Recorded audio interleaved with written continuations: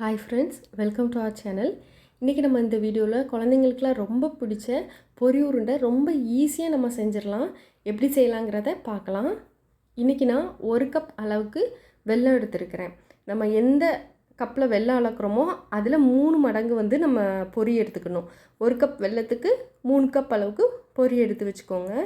இது கூடயே 1/4 ஸ்பூன் சுக்குத்தூள், அப்புறம் 2 ஏலக்காய் எடுத்துருக்கிறேன்.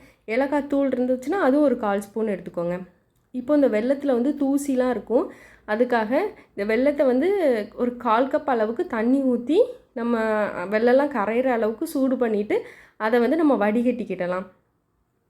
அப்போனா தூசி எதுவுமே இருக்காது. ஒருவேளை உங்களுக்கு வெல்லம் தூசி இல்லாததாக இருந்தால் டேரெக்டாக நம்ம இந்த பாத்திரத்திலே போட்டு இதிலே கொஞ்சமாக ஒரு 1/4 கப் தண்ணி ஊற்றி நம்ம கொதிக்க வைக்கலாம்.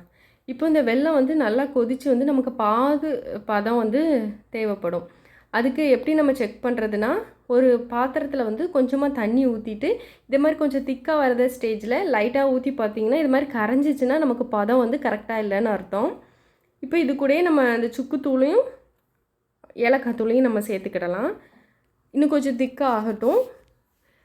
நம்ம பாத்திரத்தில் தண்ணி வச்சு அதில் நம்ம ஊற்றும் போது அது பிரிஞ்சு போகாமல் கையில் எடுக்கிற பதத்துக்கு வரணும். இது கையில் எடுக்க முடியல, ஆனால் கரைஞ்சி போகலை. இன்னும் கொஞ்சம் ஒரு 2 to 3 மினிட்ஸ் இருந்துச்சுன்னா நமக்கு அந்த ஸ்டேஜ் கரெக்டாக வந்துடும்.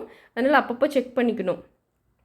இப்போ பாருங்கள், இது எனக்கு பிரிஞ்சு போல் நல்லா கையிலையும் எடுக்க வருது. இந்த ஸ்டேஜ் தான் கரெக்டாக இருக்குன்னு அர்த்தம். இந்த ஸ்டேஜில் ஸ்டவ்வை ஆஃப் பண்ணிவிட்டு நம்ம பொரியை சேர்த்து நல்லா மிக்ஸ் பண்ணிக்கலாம்.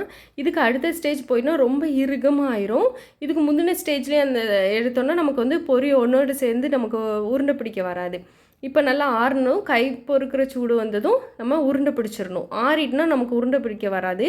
இப்போ உருண்டை பிடிக்கிறதுக்கு முன்னாடி கையை தண்ணியில் நனைச்சிட்டு பண்ணலாம், அல்லது அரிசி மாவு லைட்டாக தடவிட்டு நம்ம உருண்டை பிடிக்கலாம், அல்லது நெய் கையில் தடவிட்டு நம்ம இதை மாதிரி உருண்டை எடுத்து பிடிச்சிடணும். கடகடான்னு பிடிச்சிடணும் அந்த சூட்டோடு இருக்கும் போதே.